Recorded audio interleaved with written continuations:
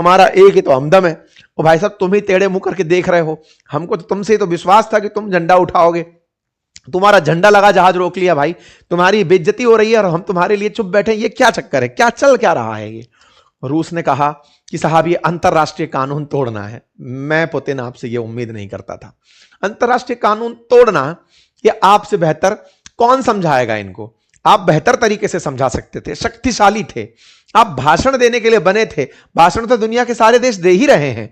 आप कहते हैं कि हम इसका कड़ा विरोध करते हैं।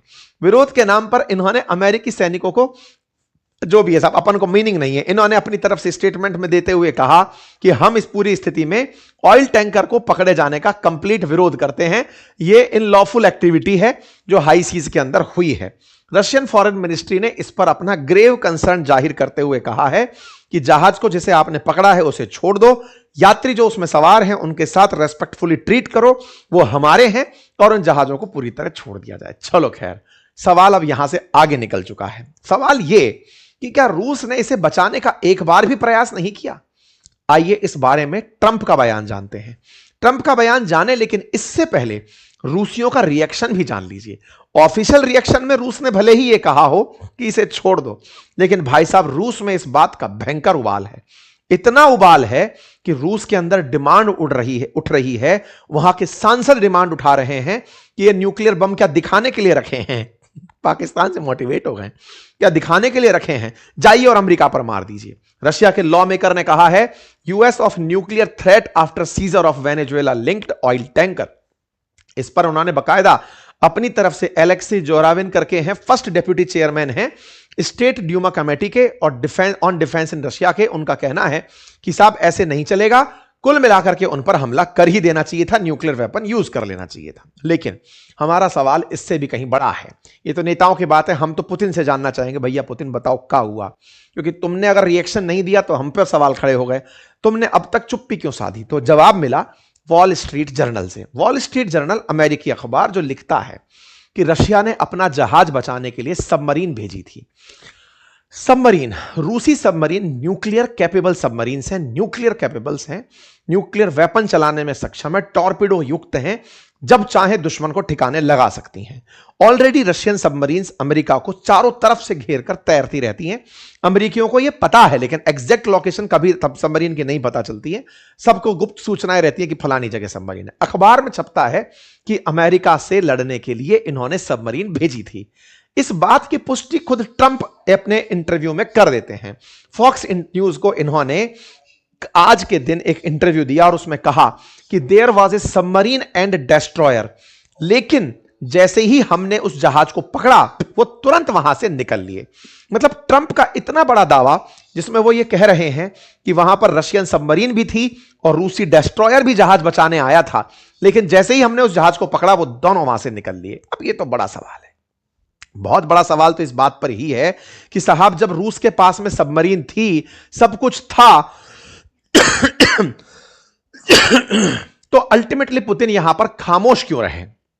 उनके पास हाइपरसोनिक मिसाइलें थी, गाइडेड टॉर्पीडो थे, फिर भी वो एक मूक दर्शक बनकर क्यों बैठे रहे?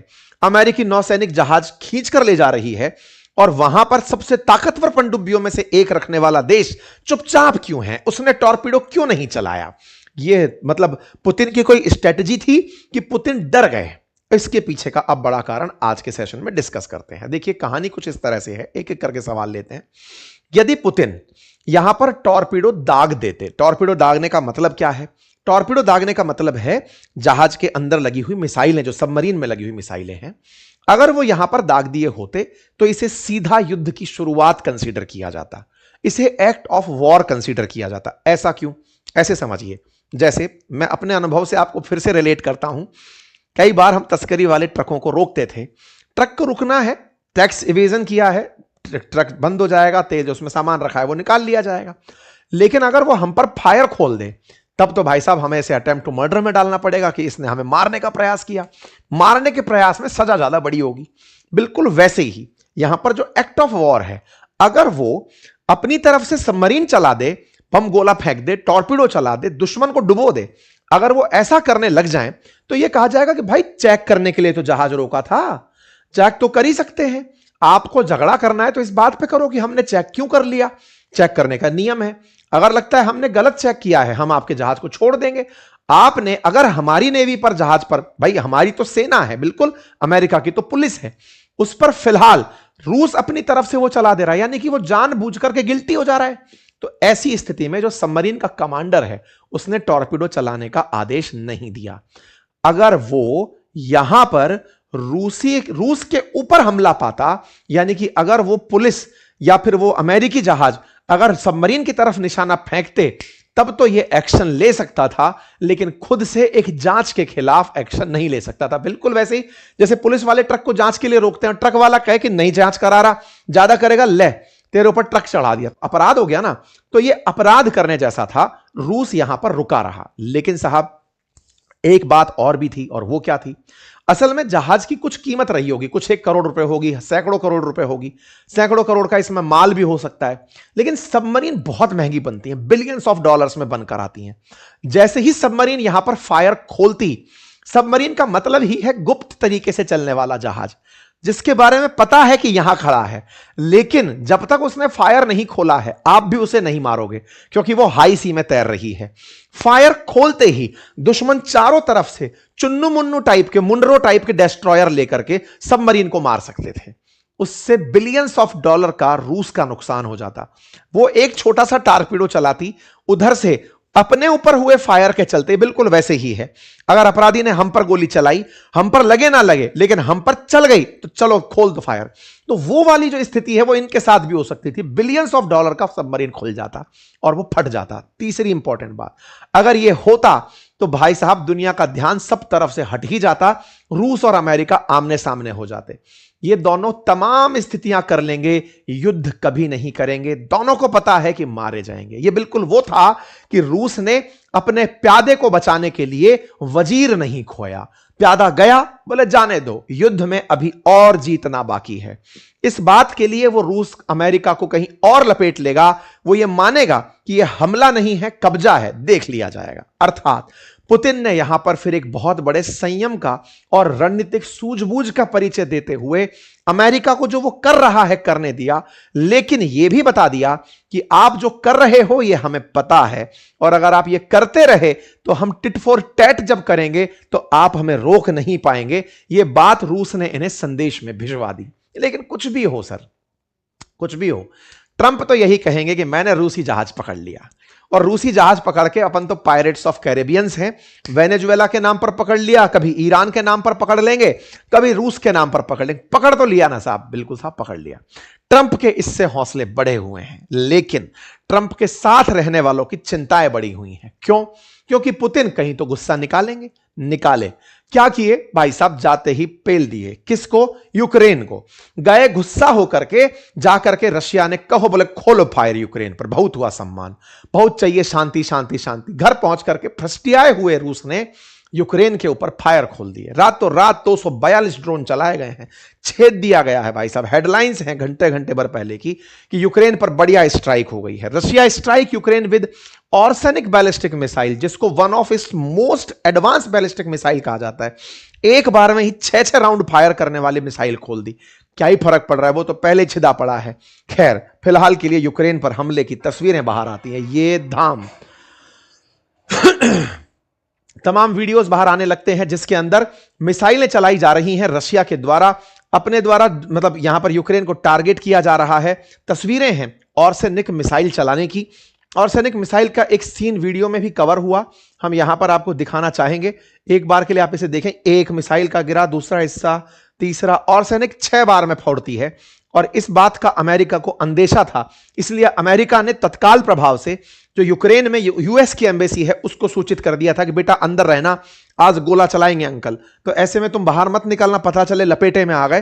तो ऐसा करके इन्होंने एक दूसरे का फ्रस्ट्रेशन निकाल लिया। ये कहा हमें क्यों मारा, हमसे क्या नाराजगी थी भाई, तुम्हारा जहाज अमेरिका ने पकड़ा, हमें फिर भी छेद दिया गया। ये फिर से बाहर निकल आया कि भाई ये तो गलत बात है। खैर जो भी है, अमेरिका और रूस के बीच चल रही इस तनातनी में अक्सर बीच में जो रह जाते हैं वो पाट के अंदर जैसे आटे में घुन पिसता है, पिसते चले जाते हैं। खैर फिलहाल के लिए गेहूं के साथ घुन पिसता है, वैसे पिसते चले जाते हैं। फिलहाल के लिए इन दोनों के बीच की इस कसमकश के अभी और भी नमूने देखने बाकी हैं, क्योंकि रूस ने कहीं ना कहीं पूरी दुनिया में अपने प्रभुत्व को खो दिया है। रूस धीरे धीरे अपनी उस पहचान को शेड होता हुआ पा रहा है जिसे ट्रंप बार बार कह रहे थे। ट्रंप कह रहे थे कि रशिया फेल हो रहा है, रशिया फेल हो रहा है। वास्तविकता में भी यूएसएसआर को 1991 में अमेरिका ने ही 15 देशों में तोड़ा था। अब फिर से रूस पिछड़ता चला जा रहा है। इसका प्रमाण सीरिया में असद की सत्ता के फेल होने पर आपने देखा, वेनेजुएला में मादुरो की सत्ता को फेल होते हुए आपने देखा, और अब ईरान में खैमनेई की सत्ता फेल होने जा रही है। उसका एक डिटेल सेशन मैं लेकर आ रहा हूं थोड़ी ही देर में अपनी पाठशाला पर, उसे देखिएगा जरूर। लेकिन अमेरिकी वर्चस्व चल रहा है, पैसे वालों की सत्ता चल रही है। रूस कहीं ना कहीं कॉम्प्रोमाइज कर रहा है। अगर रूस अभी भी संघर्ष नहीं किया, सजे हुए न्यूक्लियर वेपन्स को सजा के रखता रहा, तो इस दुनिया में रूस का प्रभुत्व हमेशा के लिए खत्म हो जाएगा। संभव है कि रूस कुछ ही क्षेत्रों तक सीमित रह जाए, उसकी गणना कभी पावरफुल देशों में ना हो। यह सूचना मैं इसलिए दे रहा हूं क्योंकि अभी एक ही नहीं, कुछ और भी लगभग 4 ऐसे वेसल्स ऑलरेडी चल रहे हैं अमेरिका की नजर में, जो नाम बदल चुके हैं, अमेरिका जिन्हें पकड़ने जा रहा है। अगर ऐसा होता है, रूसी जहाज पकड़े जाते हैं, तो यह जहाज पकड़ना नहीं, रूस को चैलेंज करना कंसीडर किया जाएगा, अमेरिका की सत्ता स्थापित होना कहा जाएगा। अमेरिका ने अपने आप को ट्रंप के नेतृत्व में पुनर्स्थापित कर दिया है, इस बात में कोई दो राय नहीं है। लेकिन ये जिस अति के साथ आगे बढ़ रहे हैं, इसके साथ गलत कुछ बहुत बड़ा होगा। इसी अंदेशे के साथ पूरी दुनिया आशंकित है, क्योंकि अति सर्वत्र वर्जते। बाकी आप लोग इस विषय पर क्या सोचते हैं, अपनी राय जरूर कमेंट बॉक्स में दें। आप में से तमाम साथी जो मेरे गला खराब होने पर नित्य प्रतिदिन अपनी संवेदनाएं, अपनी शुभकामनाएं मेरे साथ साझा कर रहे थे, उनका हृदय की असीम गहराइयों से धन्यवाद। आपका प्यार और स्नेह यूं ही बनाए रखें। इस बीच में एक बार मैंने अपील की कि आप सभी अपना प्यार मुझे अगर चैनल सब्सक्राइब करके दिखाते हैं तो मुझे अच्छा लगेगा। आप में से बहुत से साथियों ने चैनल को सब्सक्राइब किया, मुझे बहुत ही अच्छा लगा। आप यूं ही हमें मजबूती दें, और जो नए साथी हैं वो भी चैनल सब्सक्राइब करें, और हमारे इस मिशन को जिसमें अंकित इंस्पायर इंडिया हो रहा है, इसको और ऊंचाइयां दें। फिलहाल के लिए इतना ही। अपना ख्याल रखें, चैनल पर नए तो सब्सक्राइब करें, हमारे एप्लीकेशंस बातें बाजार की और अपनी पाठशाला को चेक करें। आपके अनुरूप अगर वहां कोई कोर्स है तो उसे अवश्य ज्वाइन कर सकते हैं। Thank you so much.